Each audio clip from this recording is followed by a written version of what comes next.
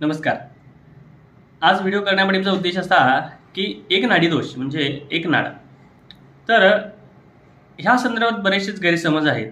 गैरसमज असा आहे की एक नाडी दोष किंवा एक नाड जर असेल दोघांची वधूवरांची तर आपत्तीला किंवा संततीसाठी दोष होऊ शकतो असा एक प्रश्न येत असतो. त्याचा संदर्भ संतती बाबतीत येतो, पण तो कसा येतो? काही जण म्हणतात की संतती होत नाही, तर संतती होते. तर दोष काय येतो? तर माणसा अंगामध्ये त्रिदोष असतात: वात, पित्त आणि कफ, म्हणजे सत्व, रज आणि तम.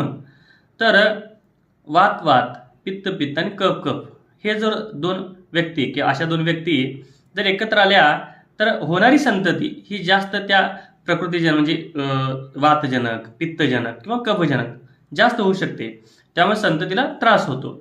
त्या संदर्भ असा आहे.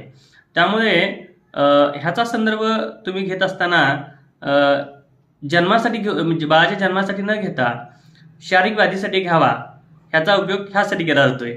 म्हणूनच हा व्हिडिओ सांगण्याचा उद्देश की वात, पित्त, कफ हे काय असणारे दोष ह्यासाठी घेतले. नाडी दोष आपल्या ऋषीमुनींनी केले एक सुंदर अशी रचना, नक्षत्र 27 नक्षत्र आणि त्यामध्ये विभागणी केलेली ही रचना.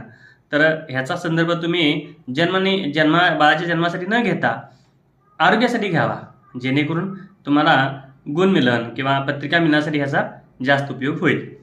नमस्कार.